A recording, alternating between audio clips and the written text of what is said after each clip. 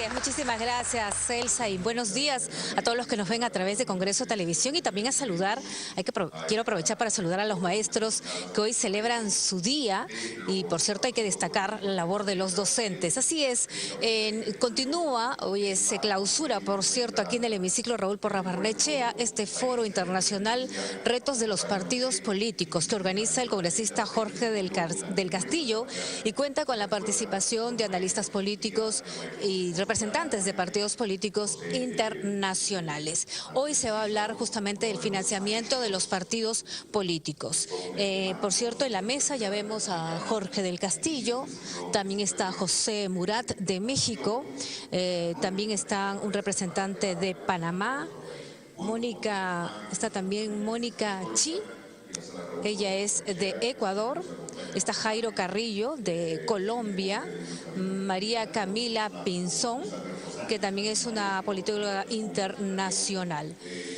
Así que hoy día se va a abordar el tema del financiamiento público y privado de los partidos políticos, también el control del Estado, vigilancia ciudadana y participación del militante. Van a estar también el periodista Enrique Chávez, Patricio Vallados, del Instituto Nacional Electoral de México, Luis Fernando Núñez, que es un politólogo internacional nacido en Venezuela y que radica varios años en nuestro país. Así que está por iniciarse. Por cierto, más tarde se va a abordar el tema, el rol del Estado en la visión de los partidos progresistas, política, desarrollo económico y justicia social. Esto va a ser a partir de las 3 de la tarde. Así que por la mañana, en estos momentos, se empieza a hablar sobre el financiamiento de los partidos políticos. Así que los dejamos con este foro internacional. Foro internacional sobre retos de los partidos políticos. Vamos a dejar a un joven de las líneas juveniles del partido aprista, a Eduard Chávez, para que conduzca la ceremonia a partir de este momento. Eduard Chávez, por favor.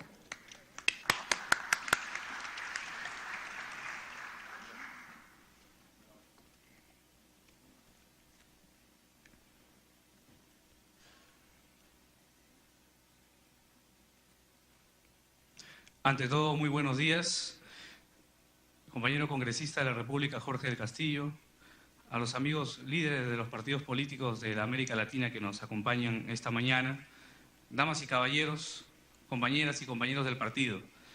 El día de hoy, continuando con la mesa 2 de este foro internacional de los retos de los partidos políticos, en el tema específico del financiamiento de los partidos políticos, es importante tener en cuenta que aquí en nuestro país, cuando se hicieron las gestiones con la Comisión de Constitución y Reglamento, a través del grupo de trabajo del estudio de la reforma electoral, que tiene que ver con el financiamiento de los partidos políticos, este esfuerzo que se hizo, pero que lamentablemente quedó trunco, pero es propicio para poder seguir enriqueciendo el debate, el poder tocar temas que incluso no llegaron a incluirse dentro del proyecto de la reforma electoral, porque como ustedes saben, incluso algunos de nuestros organismos electorales, como la OMPE, el Jurado Nacional de Elecciones y la RENIEC, solicitaban que se apruebe cuanto antes el Código Electoral. Hoy existe una brecha entre las regulaciones que hay en los países de América Latina y el rol que cumple el dinero en los partidos políticos. Es importante tener en cuenta, por ejemplo, que la misión de observación de la Unión Europea, en su informe realizado en el 2016 al analizar las elecciones peruanas, sostuvo que en nuestro país no existen mecanismos adecuados, eficientes para la fiscalización del financiamiento y las sanciones a los partidos políticos que vayan a recibir un financiamiento del Estado. En cuanto al financiamiento privado, debido a la suspensión de los fondos públicos, los partidos se sostienen por aportes privados. Entonces las empresas o las personas jurídicas pueden donar hasta 60 UITs al año a los partidos, pero no existe un límite máximo de aportaciones que pueden recibir los partidos. Y en el financiamiento de los partidos en América Latina, que reciben financiamiento directo, tenemos los casos de Argentina, Brasil, Chile, Ecuador, Colombia. Hoy tenemos 18 proyectos de ley que ya se han presentado en materia de reforma electoral. Incluso la iniciativa de uno de ellos fue de nuestro compañero Mauricio Mulder. Y como todos sabemos, hoy en día las campañas electorales, por ejemplo, tienen costos elevados, ya que las campañas de un 85 a 90% se manejan a través de la radio y la televisión.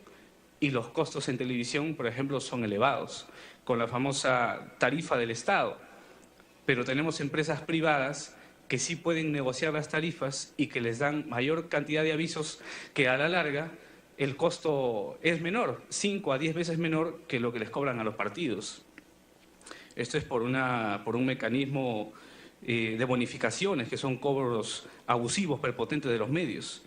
Y hoy nosotros vemos en las calles a la gente de a pie que dice: en el Perú gana quien tiene más plata. Antes de dar pase a uno de nuestros expositores, ya que uno de los motivos que nos reúne y con el conocimiento y la experiencia que ustedes tienen sobre el tema, es necesario hacernos la interrogante: ¿qué medidas podemos optar? ¿Qué cambios debemos realizar para evitar actos de corrupción?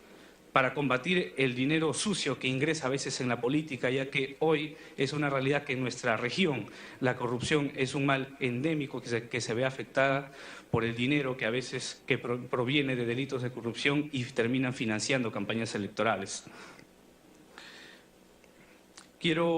Habiendo dicho esto, quiero darle paso al amigo Patricio Vallados Villagómez, del Instituto Nacional Electoral de México, que tiene una presentación para nosotros. Lo recibimos con fuertes aplausos.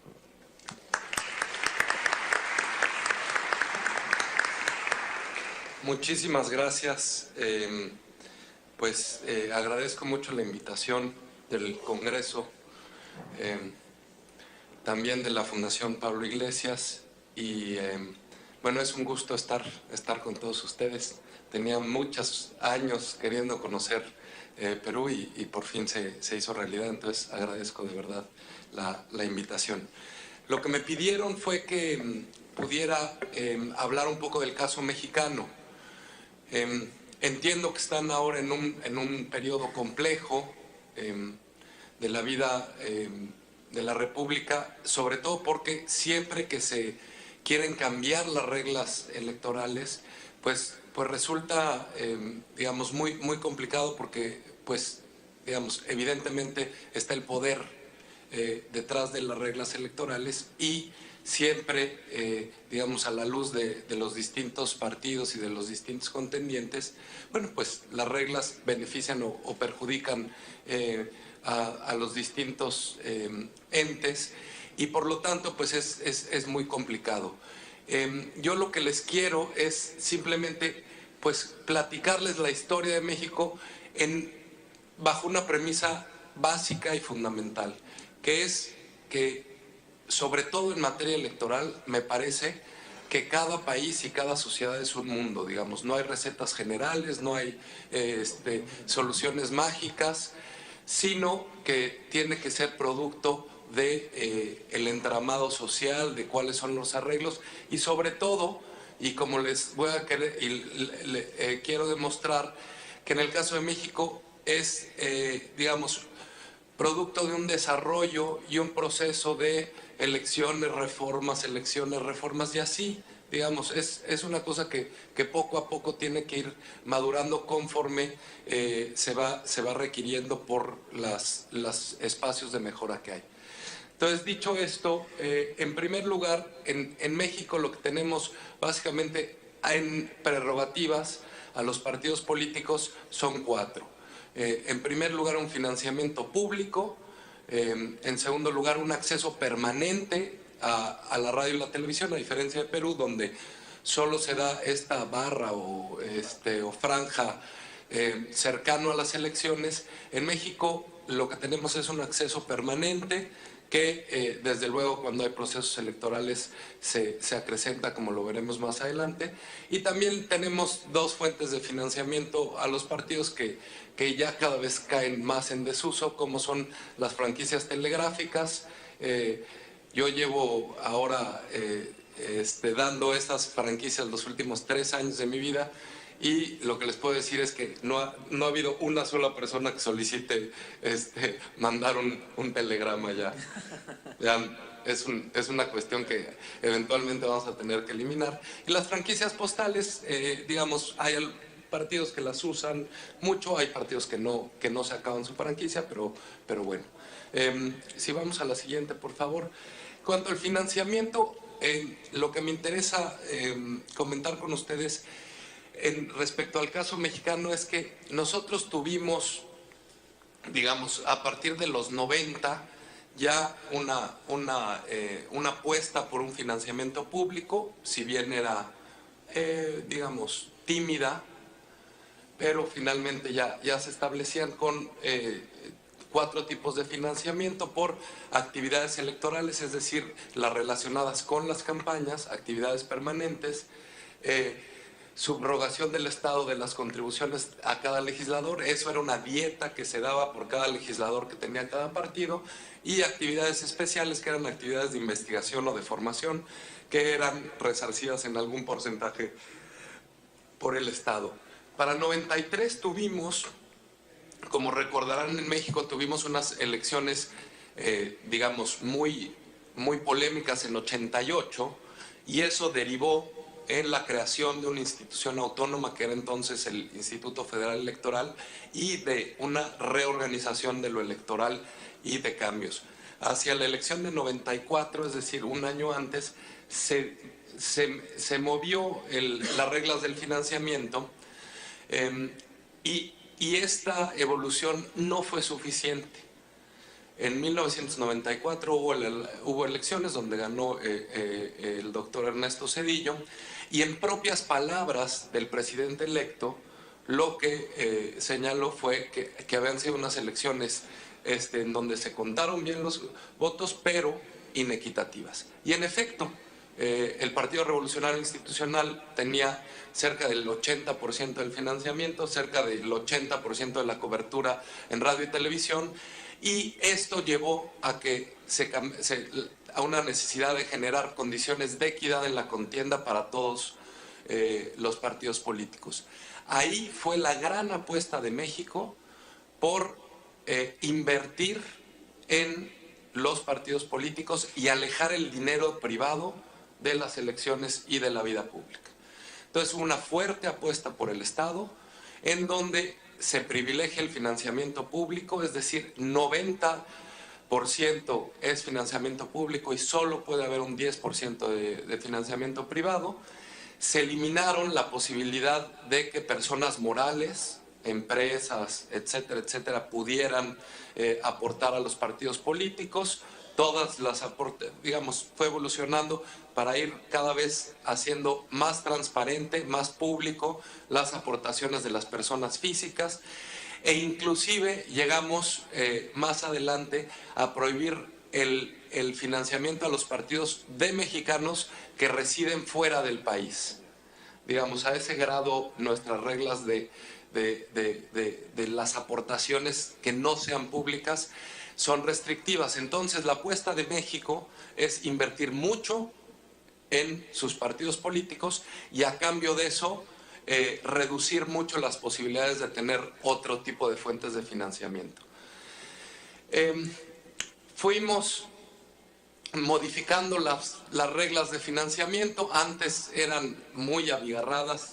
Se hacía un estudio, por ejemplo, de cuánto costaba una campaña electoral y cuánto cuesta la renta de un teléfono y de una casa y de tal, y se multiplicaba y le restábamos un número mágico y luego ya nos daba el gasto. Estas reglas se han ido modificando para hacerlas más objetivas, hasta llegar en la última reforma, en la del 2014, a establecer una fórmula que tiene que ver con el número de personas que están en el listado nominal, es decir, los posibles votantes, con una unidad de medida que está basada en el salario mínimo. De esa suerte ya la autoridad electoral no tiene posibilidades de digamos, asignar de manera subjetiva los montos a financiar, sino que se trata de una fórmula. Inclusive, y eso no lo apunto, y ahora que están discutiendo, nosotros tenemos un tema en México relevante y nuevo con la iniciativa que ya se volvió ley en una entidad del país que se llama Jalisco, de capital Guadalajara, donde acaban de aprobar una fórmula de financiamiento que está atada al nivel de participación. En México el voto no es obligatorio, pero entonces en Jalisco lo que dijeron es a más participación, bueno, pues más dinero, como una especie de que si los partidos no atraían a la sociedad, pues no gozaran los recursos. Desde luego es muy polémico este tema. Yo en lo personal estoy en contra porque me parece que lo que no podemos hacer es generar incentivos para que la gente no vote. Al contrario, lo que tendríamos que hacer es generar todos los incentivos para que participe políticamente la gente. Pero bueno, es un tema que está ahí presente. Entonces, de nuevo, México apuesta por lo público, hace digamos, una fiscalización de esos recursos de manera, digamos, casi el 100% de los egresos, y sin duda el 100% de los ingresos es auditado por la Unidad Técnica de Fiscalización que tiene el Instituto Nacional Electoral. Y también lo que tenemos en México son topes de campaña relativamente, digamos, mesurados, de tal suerte que si entra un dinero por fuera, es fácilmente, digamos, es fácil advertir cuando se está gastando mucho más de la cuenta, porque al ser un financiamiento público predominante, pues son recursos que se pueden demostrar. Tenemos ahora, por ejemplo, tuvimos elecciones en 4 entidades, y justo también derivado de la reforma del 2014, lo que se estableció es que el rebasar los topes de campaña, de gastos de campaña, es motivo para que el ganador sea inelegible, siempre y cuando hay una diferencia de menos de 5 puntos. Ahora estamos justo en México haciendo la fiscalización que tiene que hacer, aparte una fiscalización express, porque una vez que ya toman posesión, pues ya, digamos, no hay manera de que, aunque hubieran infringido la ley, las o los candidatos ganadores, pues, digamos, pues ya tendrían fuero. Entonces tenemos que hacerlo muy rápido, y ahora justo estamos frente a elecciones relativamente cerradas, donde, digamos, la fiscalización podría eventualmente tener un papel relevante. Bien, si pasamos a la siguiente, por favor. Adelante.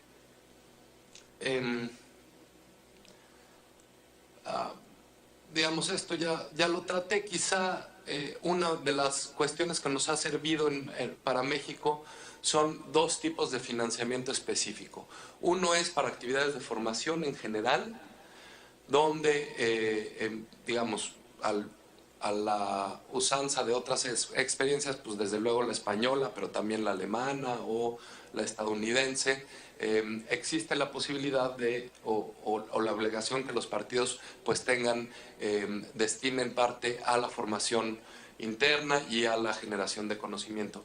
Y una de las cuestiones que es relativamente nueva en nuestra legislación es otro financiamiento del 3% para actividades relacionadas con género y con el incremento de la participación de las mujeres en política. Ese también financiamiento ha permitido, digamos, que México vaya avanzando poco a poco para tener una mayor representación. Estábamos abajo de los objetivos del milenio del PNUD, pero las últimas elecciones ya, y con la regla de paridad que se adoptó en el 14, nos arrojó ya una participación de mujeres diputadas de más del 38%, que digamos se compara favorablemente en la región, y yo diría que también en el resto del mundo. Adelante, por favor.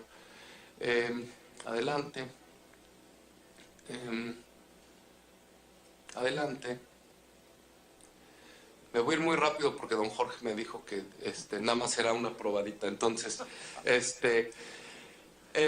lo que les quiero decir, nosotros también, porque me parece que es una buena lección, nosotros decidimos y los partidos políticos vendieron que en la reforma del 14 se redujo el financiamiento público nacional. Lo que no nos dimos cuenta, sino hasta después, es que se estableció una regla para el financiamiento de las entidades de los estados. Y lo que tenemos es que nos salió más caro el caldo que las albóndigas, porque lo que bajamos en lo nacional lo subimos en lo local, y ahora tenemos inclusive problemas relevantes. Seguramente el exgobernador Murat podrá platicar de la merma, digamos, o de lo complejo que es para ciertas entidades, sobre todo pequeñas, pues mantener el financiamiento público a los partidos políticos para contiendas locales. Adelante, por favor. Adelante. Me voy muy rápido. Otra, se las voy a dejar por si les interesa. Adelante, por favor. Adelante. Lo que, digamos, un poco para que vean cuál es la inversión que hace México. Lo que tenemos para 2018, por ejemplo, es que vamos a tener cerca de 229 millones de dólares de financiamiento público para actividades ordinarias, 7 millones de dólares para actividades específicas y 115 millones para gastos de campaña. Como pueden ver, son cifras relevantes, son cifras importantes, pero de nuevo, digamos, la apuesta del país fue que no la posibilidad de ir con los poderes fácticos o los grandes empresarios o, digamos, quienes tuvieran dinero o, peor aún, con actividades no lícitas que financiaran la política. Esto es la apuesta mexicana. Adelante. Adelante, por favor. Y adelante también. Simplemente nada más cerraría con esta parte de radio y tele, que en México es importante. Ya lo dijo nuestro compañero presentador, que precisamente la política ahora se hace en medios masivos, básicamente.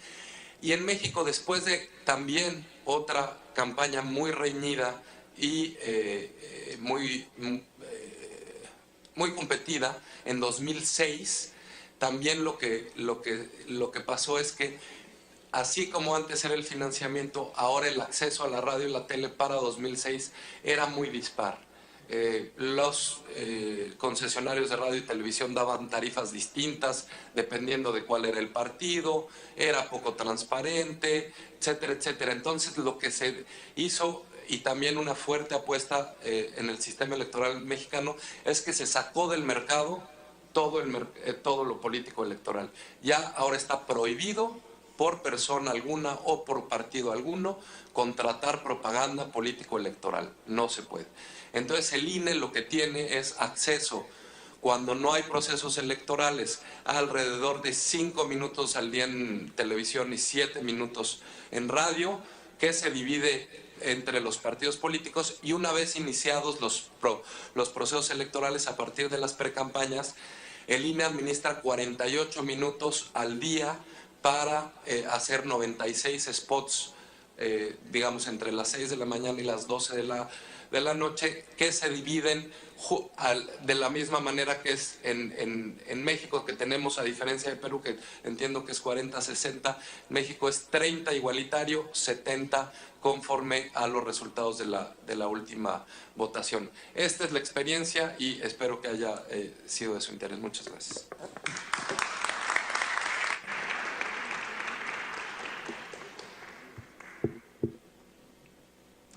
Muchas gracias por esta interesante exposición al amigo Patricio Vallados del Instituto Nacional Electoral de México, y quiero quedarme con un aporte con el que nos dejó, que una de las apuestas que hace México, que invertimos mucho en nuestros partidos políticos para evitar que vengan ingresos de otras fuentes, y eso indudablemente conlleva a tener legislaciones en materia electoral lo suficientemente eficientes que nos den todas las garantías. Quiero dar pase ahora a nuestro amigo Juan Carlos Arosemena, representante del Partido Revolucionario Democrático de Panamá.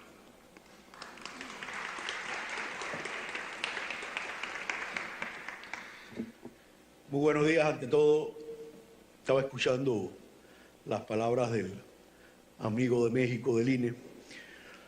Mira, continuando lo que comuniqué ayer, que realmente esto era como una tertulia, un think tank internacional, para que pudiéramos analizar varios aspectos de lo que nosotros consideramos que está siendo nuestro grave problema en las elecciones de nuestros países, en cómo conectar con la sociedad, por ejemplo. Pero otro es el financiamiento de las campañas. Hemos estado viendo cómo últimamente las campañas están llegando a tener un costo espectacular. ¿Y por qué espectacular? Porque está sobrando el dinero para poder financiar a lo que le interesa. Entonces, cuando estuve en el Parlamento, que propuse que ojalá el financiamiento fuera 100% público, me dijeron que eso iba a costar demasiado dinero. Y yo le decía a la gente en Panamá que ojalá le costara al Estado 100, 150 millones y se iba a ahorrar durante años 2.000, 3.000, 4.000 millones en sobreprecios de favores que se le tienen que devolver a muchos apostadores, mafias empresariales y narcotraficantes, que son los que se meten a financiar las campañas políticas. Entonces, eso es un aspecto que tenemos que hablar a profundidad, que me preocupa porque hay gran cantidad de políticos que quieren hacer lo bueno, que quieren ver cómo pueden llevar a nuestras candidaturas, a nuestros candidatos, al terreno de las ideas. Sin embargo, seamos realistas. No sé si solo ocurre en Panamá, pero estoy seguro que en nuestros países y en la mayoría de los países hay apostadores.